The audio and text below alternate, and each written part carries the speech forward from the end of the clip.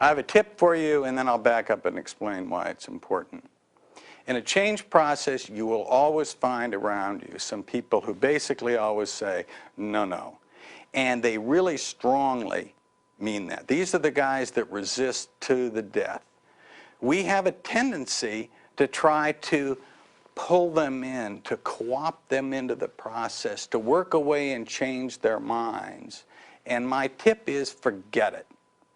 Get them out of the way, no matter who they are in terms of power or relationships to you, because if you let them inside the tent, they will do so much damage that the change will be undermined.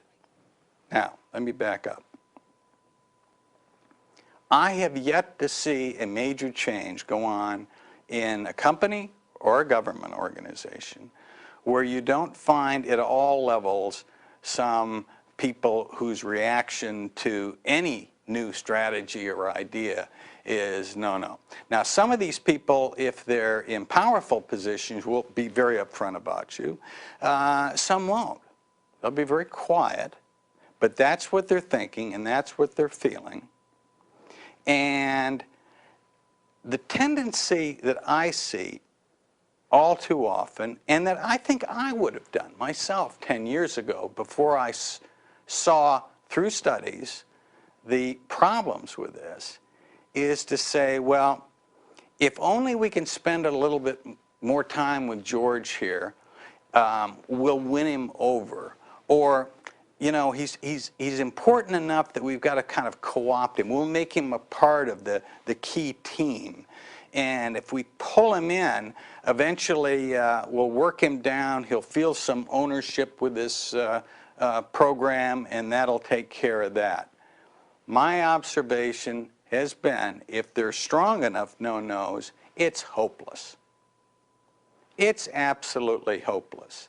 And the only alternative you have is to get them out of the way, distract them, keep them out of the way, because the mischief they can do is almost endless.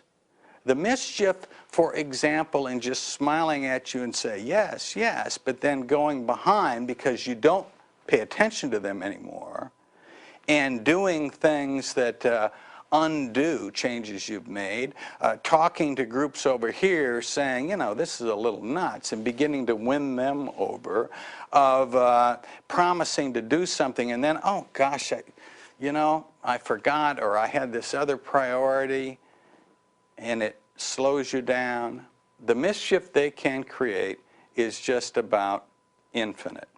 I think most of us do not like the idea of saying, he's hopeless, we got to get him out of this and keep him out of this somehow.